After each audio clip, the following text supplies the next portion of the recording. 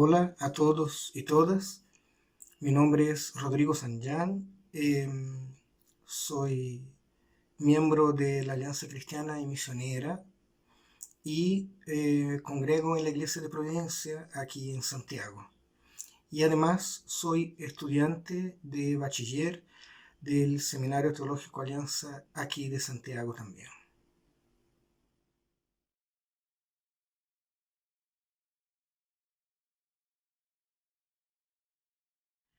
Eh, Creo que una de las principales características de la Alianza como iglesia es que no nació como iglesia, sino que nació como agencia misionera interdenominacional.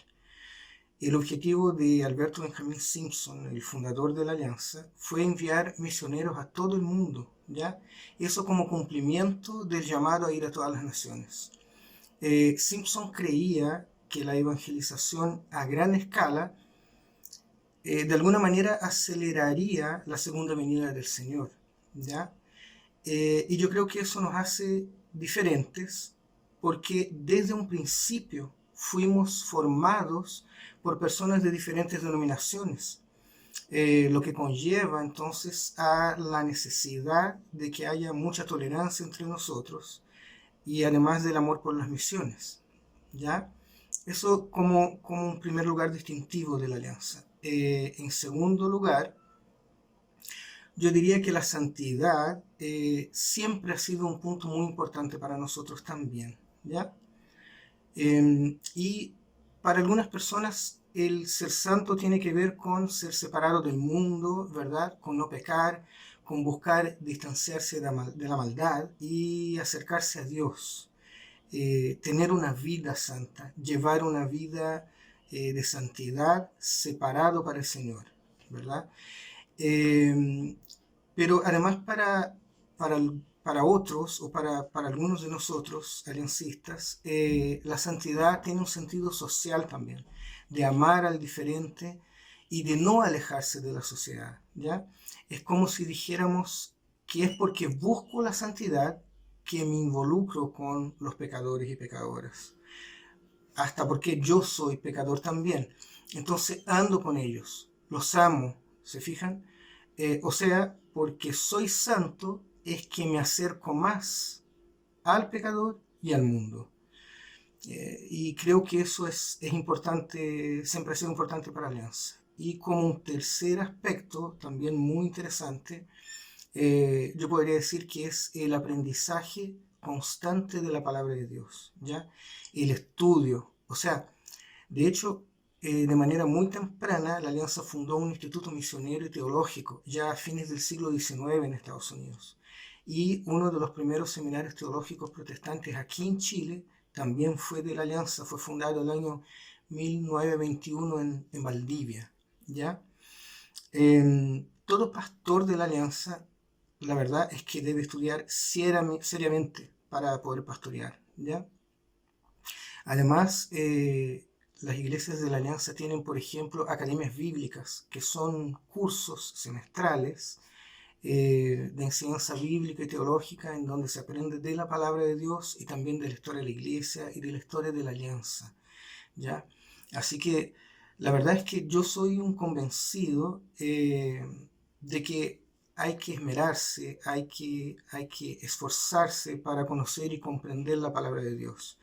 Y si lo hago, voy o vamos a tener mejores herramientas también para vivir el cristianismo, ¿ya? En relación además con el mismo tema del aprendizaje y de la enseñanza, eh, la predicación, por ejemplo, en la Alianza, es el centro de su liturgia. Eh, Todo gira en torno a ella y hay un respeto por el púlpito, ¿se fijan? Y esa predicación siempre debe ser profunda y desafiadora en una iglesia de la Alianza Cristiana y Misionera.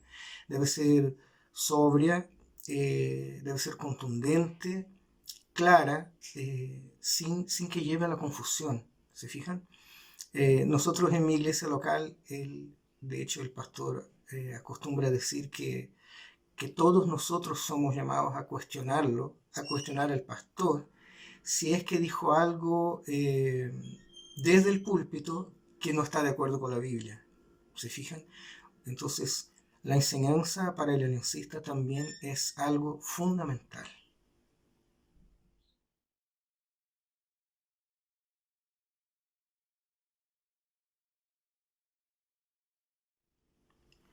Bueno, como elementos que son transversales o comunes en el mundo evangélico protestante, creo que el amor incondicional por Cristo, ¿verdad? Porque el Señor se nos ha revelado y nos ha dado de su perdón, de su gracia, su amor y su salvación. También la entrega de nuestras vidas a Él, a su señorío, que Él sea Señor de nuestras vidas, creo que es transversal a todos nosotros. La cruz de Cristo y su muerte, y también obviamente la resurrección. La resurrección es muy importante para todos nosotros y es por medio de ella, ¿no? que recibimos perdón de nuestros pecados. También podría decir que el amor al prójimo y el reconocimiento de que la Biblia es la palabra de Dios revelada a los hombres, ¿no? Pero también me gustaría aprovechar para comentar que en lo personal, la verdad, yo no veo ningún problema en que hayan diferencias entre nuestras iglesias y nuestras denominaciones. ¿Se fijan? Nosotros, la verdad es que no debemos tener miedo de reconocer que históricamente la iglesia, de hecho, nunca ha sido una sola, ¿ya? La iglesia de Cristo en estos 2000 años siempre ha tenido tremendas diferencias de pensamiento. Y en mi opinión eso está bien, ¿ya? Y de hecho la iglesia ni siquiera fue una misma en las primeras comunidades. Y yo les voy a dar algunos ejemplos. Me gustaría dar algunos ejemplos muy, muy cortitos, pero que sirven para ilustrar eso. Por ejemplo, para la comunidad juanina o las comunidades juaninas, o sea, las primeras comunidades que probablemente tuvieron acceso solamente a los textos de Juan, para esas comunidades no hubo nacimiento virginal, por ejemplo. El libro de Juan no habla de un nacimiento virginal del Cristo. Tampoco habla de ascensión después de la resurrección. ¿Se fijan? Son cosas tremendamente importantes, pero que probablemente en un principio la comunidad juanina no tenía conocimiento. Cosas que sí están en los evangelios sinópticos, ¿no? En Marcos, en Lucas, en Mateos, pero en Juan no está. ¿Se fijan? También tenemos, por dar un segundo ejemplo, las diferencias en cuanto a la fe entre los escritos paulinos y el libro de Santiago, ¿verdad? Y de hecho el mismo Pablo, en sus escritos más tempranos, defiende una escatología casi inmediata. Lo que es muy interesante es como si Pablo creyera en un principio que Cristo volvería muy, muy luego, ¿ya?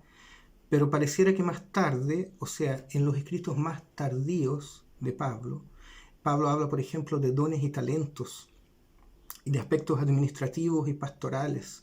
Entonces parece que con el pasar del tiempo, Pablo reconoce no saber cuándo llegará la parucía. ¿Se fijan? ¿Cuándo volverá el Señor?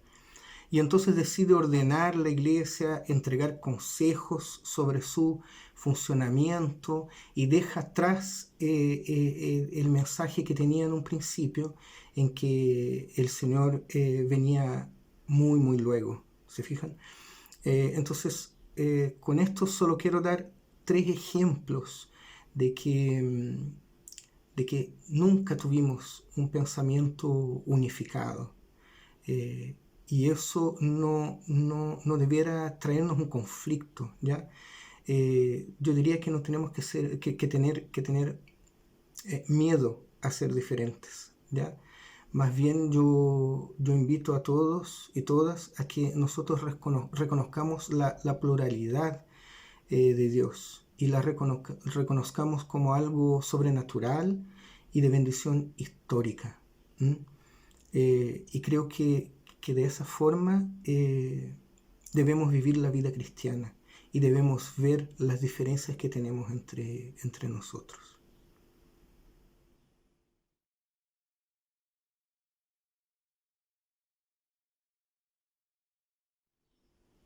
¿Cuáles son los desafíos que enfrenta mi denominación en el escenario actual?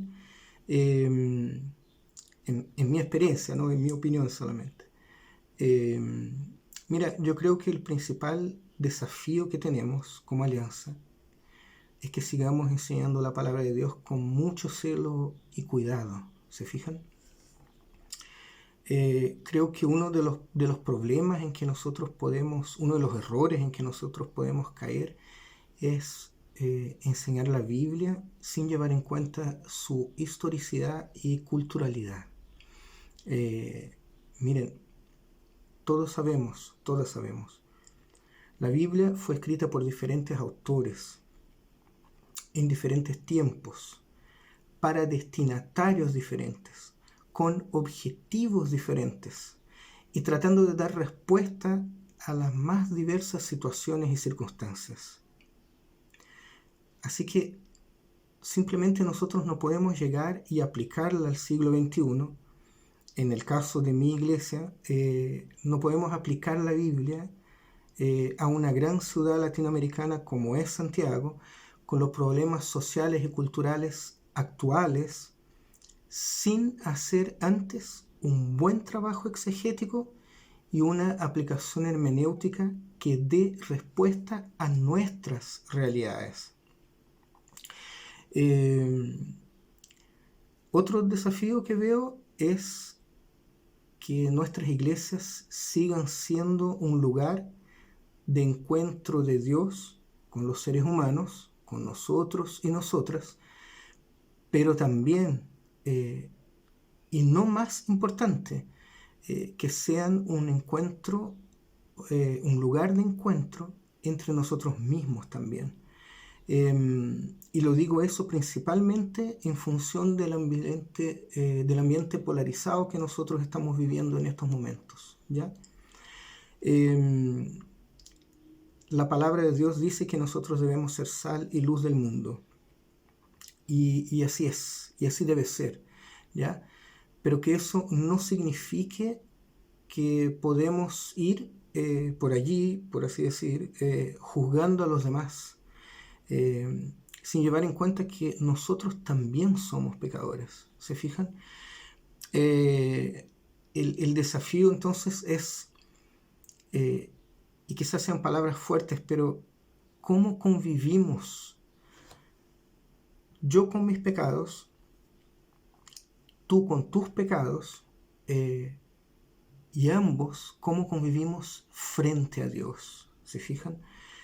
Pero el peor error que podemos cometer es que nos subamos a un pedestal de santidad y desde ahí miremos a los demás. ¿Se fijan? Creo que más bien tenemos que vernos a todos como iguales, ¿ya?